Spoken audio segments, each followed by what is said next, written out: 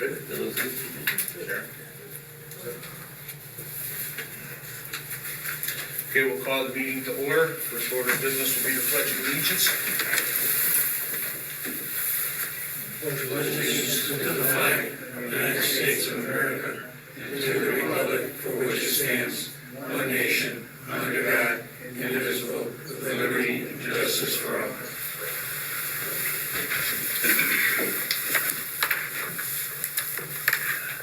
Correspondence.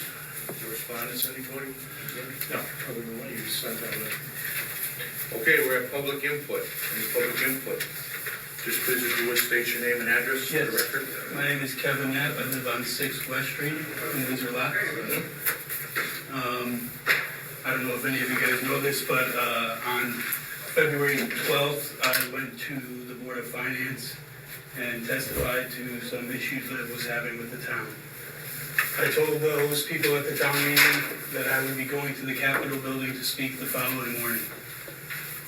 The following morning, I arrived at the Capitol building at about 9 a.m. I went through security like every other citizen. I was registered and confirmed with the employees, and Anthony Nolan knew I was going, who's the veteran chair. I went through the tour. At about 10 of 11, I noticed a gaggle of police officers with a picture of me in my military uniform from about 20 years ago. I confronted the police officer. He was startled because I no longer looked like I used to. I asked him why he has a picture of me. He refused to tell me why. So the conversation escalated back and forth. I refused to go in another room. I wanted everybody to witness what was going on. We started having conversations. They escorted me out of the building. Our conversations continued. Once they realized I was registered, I went through security. I posed no threat to anybody. They let me back in the building to conduct my lawful business. During our conversation with the Capitol Police, they told me that the Windsor Locks Police Department wanted to talk to me, and I told them at that time I didn't want to talk to anybody from Windsor Locks. They told me that they wanted to talk to me at my home. I told them absolutely not. So they let me continue my lawful business that I was there to conduct. I went into the hearing, I spoke. I waited several hours to speak. I listened to everybody else. I left the hearing, at which time Detective Lamson and Detective Resto approached me. Don't know why they're there. They have no jurisdiction, probable cause, or reasonable suspicion to talk to me. I told the Capitol Police that I didn't want to talk to them. Neither one of them had their body camera on at this time, and I told them I didn't want to talk to them. They escorted me into a conference room similar to this. They talked to me for an hour and 11 minutes. In the first 2 minutes, they told me that Selectman Storms and beings higher than them ordered them to come there. They asked me if I needed help. I told them no. The hour and 11 minutes is recorded only from Resto's body camera.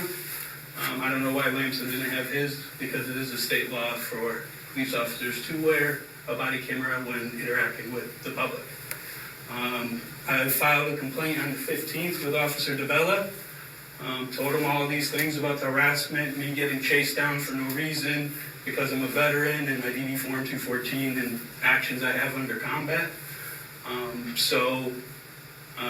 In the hour interview, you can see me shaking and, just being persecuted because of my veteran status is pretty crazy when nobody knows my name in this town.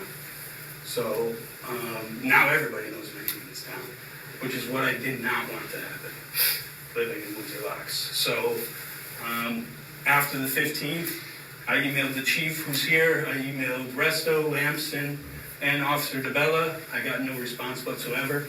During the hour and 11 minutes, they told me if you ever need me to call because they were concerned about me. And then when I reach out, nobody responds. I mentioned a CHRO complaint around the 26th or 27th to Lieutenant Chernick. He said that he was going to investigate the officer's actions. None of it happened. I then had an interview with Lieutenant Chernick 2 days ago. Again, he didn't have his body camera on. Don't know why that's not standard. and told him about the same issues that I'm complaining about today. And he basically shrugged it off. I told him to go F himself, and then I told him I was gonna be at the Board of Finance meeting, and I hope that my rights are no longer infringed upon by the Windsor Locks Police Department for being a veteran and concerned about my veterans in the state of Connecticut. So I was painted and defamed by the Windsor Locks Police in front of 150 people in the Capitol for no reason, other than some girl I never talked to saying something. If you watch the video, you can see that Selectman Storm said he didn't spend much time with me. I spent 2 hours with Selectman Storms in meetings. He said I spent a ton of time in the Capitol, in the tax assessor's office. I have every conversation in this building recorded. I didn't talk to anybody for more than 2 minutes in there. And John Creed was an asshole to me the whole time. So they knew I was going to speak at Windsor Locks. You can see it on the body camera footage.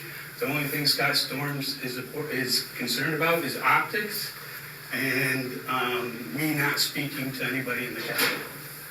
So all of this is irrefutable and proven by video or several emails. I have about 300 emails to people in the town. So I have a CHRO complaint scheduled for June 13th. It's a 6-hour block of time. I went to everybody like a man to try to get it figured out with a way less public purview of this, but you guys forced my hand by not doing it. So that's what happened. Appreciate your time.